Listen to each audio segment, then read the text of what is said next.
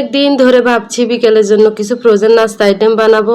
হয় কি দুপুরে খাওয়া দাওয়ার পর বিকেলে হাতে তৈরি করে কোনো নাস্তা বানাতে ইচ্ছে করে না, তখন না আলসেমি একটা ভাব আসে। আবার ধরেন হুটহাট কেউ বাসায় আসলে আগে থেকেই যদি কিছু ফ্রোজেন নাস্তা আইটেম বানানো থাকে তাহলে অনেক সুবিধা হয়।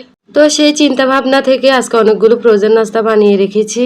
হ্যালো এভরিওয়ান, আসসালামু আলাইকুম, welcome to another new blog KSM cookery. কেমন আছেন? আই হোপ সবাই ভালো আছেন, সুস্থ আছেন, নিরাপদে আছেন। আলহামদুলিল্লাহ আমরাও পরিবারের সবাই ভালো আছি।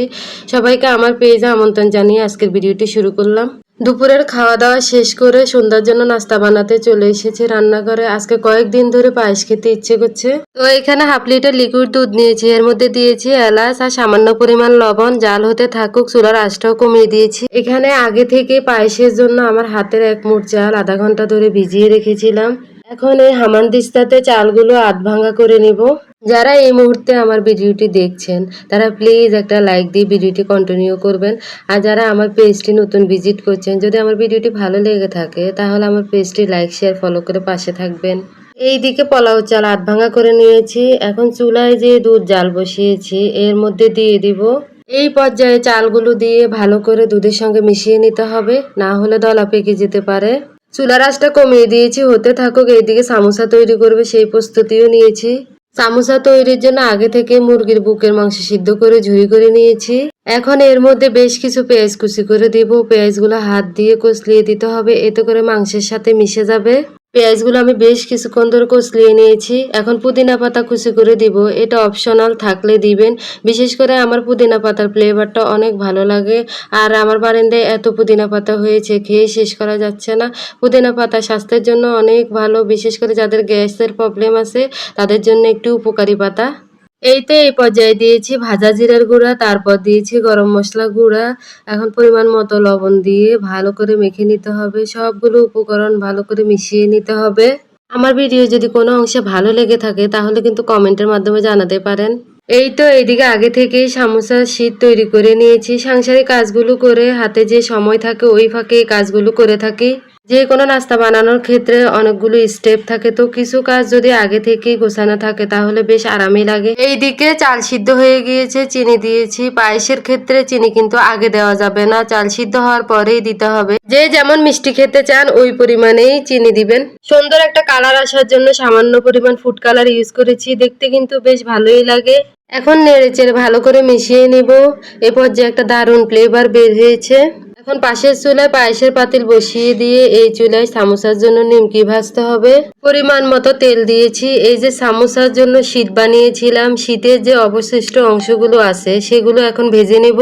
এগুলো কাটার পর ডিপ ফ্রিজে রেখে দিয়েছিলাম। এগুলো চাইলে কিন্তু নিমকি হিসেবে ভেজে চা দিয়ে খেতে পারবেন। এখন গোল্ডেন ব্রাউন করে ভেজে নিব।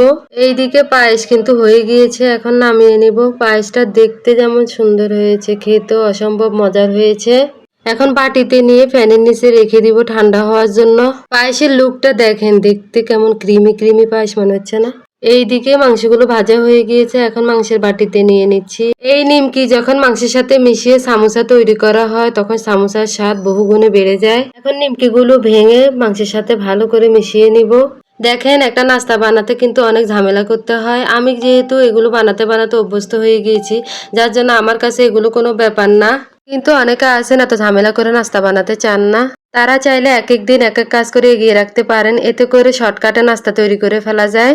এইদিকে সামোসার জন্য একটু আটা আর পানি দিয়ে আটা তৈরি করে নিয়েছি। সামোসার শীট লম্বাভাবে 2 ভাঁজে ভাঁজ দিয়ে কেটে নিয়েছি। এর মধ্যে আঠা লাগিয়ে সামোসার ভাঁজ দিয়ে নিয়েছি। ভিডিওটি দেখেই বুঝে নেবেন। ভিতরে মাংস দিয়ে মুখটা সিল করে নিয়েছি। আপনাদের দেখানোর সুবিধার্থে আরও একটি সামোসা তৈরি করে নিচ্ছি। আমি সবগুলো সামোসা একইভাবে তৈরি করে নিয়েছি। এই যে বাকি শীটগুলো দেখছেন, মাংসের পুর শেষ হয়ে যাওয়ার কারণে এখন রেখে দিব, পরে বানিয়ে নিব। এইদিকে আগের দিন রাতে অনেকগুলো সবজির রোল এবং সিঙ্গারা বানিয়ে ডিপ ফ্রিজে রেখেছিলাম। এখন নামিয়ে নিয়েছি, শক্ত হয়ে গিয়েছে। বক্স ভরে রেখে দিব, পরবর্তীতে সকাল বিকাল নাস্তা খাওয়ার জন্য ভেজে নিব। আবার চাইলে ছেলে মেয়ে টিফিনেও দিতে পারবো। কয়েকটা সামোসা আজকে নাস্তার জন্য রেখে বাকি সামোসাগুলো রোলের সাথে ডিপ ফ্রিজে রেখে ফ্রোজেন করব। এই তো সিঙ্গারা কয়েকটা নাস্তার জন্য রেখে বাকিগুলো বক্স ভরে রেখে দিব। এই তো আমার বেশ কয়েক সপ্তাহের নাস্তা হয়ে গিয়েছে বলতে পারেন। সব সময় তো আর এগুলো দিয়ে নাস্তা করব না, মাঝে মধ্যে করা হবে, বেশ অনেক দিন যাবে। সন্ধ্যা হয়ে গিয়েছে, এদিকে নাস্তা খাওয়ারও সময় হয়ে গিয়েছে। এখন সবগুলো নাস্তা একে একে ভেজে নেব। এগুলো না ভাজতে ভাজতে আমার একটা প্রিয় গানের কয়েকটা লাইন মনে পড়ে গেল। বকুলের মালা শুকাবে,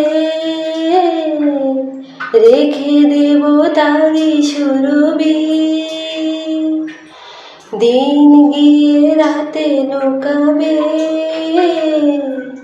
মুছো না কো আমারি ছবি, আমি মিনতি করে গেলাম, তুমি চোখের আড়াল হও, কাছে কি বা দূরে রও, মনে রেখো আমি ছিলাম, এই মন তোমাকে দিলাম, ভালোবেসে আমি বারে বার তোমারিও মনে হারাবো,